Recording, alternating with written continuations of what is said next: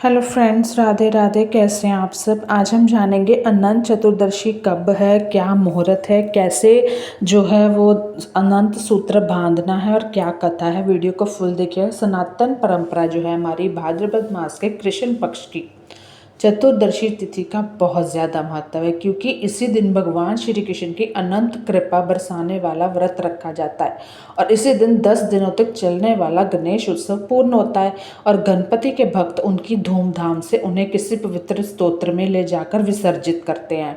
तो पंचांग के अनुसार ये जो अनंत चतुर्दशी है यह 6 सितंबर को, यानी कि परसों।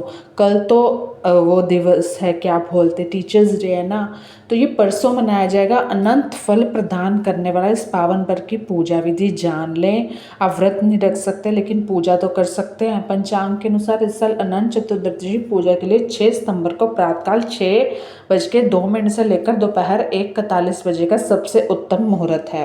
तो ऐसे में भगवान श्री विष्णु के अनंत स्वरूप की पूजा इसी समय के बीच करना शुभ होगा। तो अनंत चतुर्दशी पर भगवान विष्णु की पूजा करने के लिए सुबह सूर्योदय से पहले आपको उठना और स्नान ध्यान करने के बाद श्री हरि के इस पावन व्रत को विधि विधान से करना है।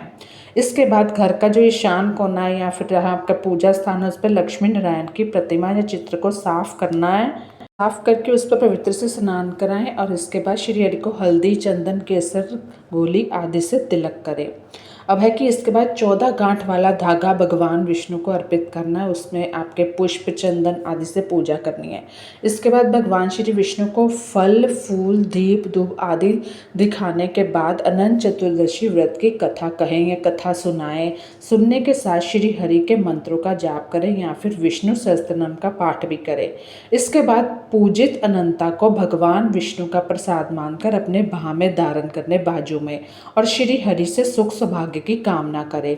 हिंदू मान्यता के अनुसार अनंत चतुर्दशी के दिन भगवान श्री विष्णु के अलावा भगवान श्री गणेश जी, माता लक्ष्मी, माँ यमुना और शेषनाग की विशेष पूजा की जाती है। तो ये आपको करनी है।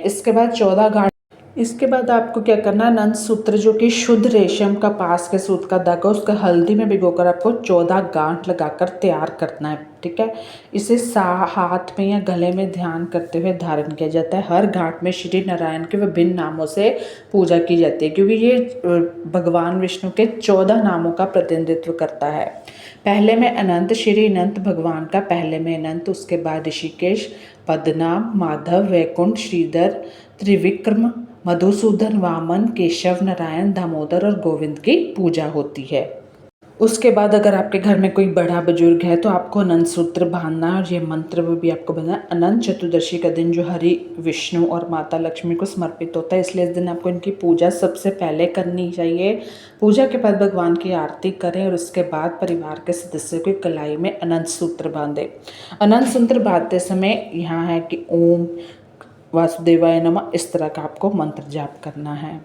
जानेंगे अनंत चतुर्दशी की व्रत कथा, मतलब क्या है इसका मतलब। पुरानी कथा के अनुसार कहते हैं बहुत समय पहले सुमंत नामक ब्राह्मण अपनी बेटी दीक्षा और सुशीला के साथ रहता था। सुशीला जब विवाह लायक हुई तो उसकी माँ का निधन हो गया।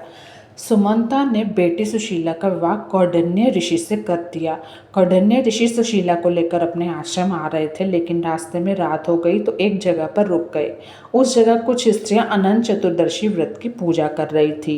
तो सुशीला ने भी देखा ये स्त्रियां क्या कर रही है, वो उनके पास गई और पूजा का व्रत का सब पूछने लगी। तो उसके बाद क्या हुआ, सुशीला के मन में भी आया कि वो भी अनंत चतुर्दशी की पूजा करेगी, व्रत रखेगी। सुशीला ने भी महिलाओं से उस व्रत की महिमा जानने के बाद 14 गांठों वाला अनंत धागा पहन लिया और कौंडिन्य ऋषि के पास आ गई। लेकिन कौंडिन्य ऋषि ने उस धागे पर संदेह किया कि यह जादू टोना, उसको तोड़कर आग में डाल दिया।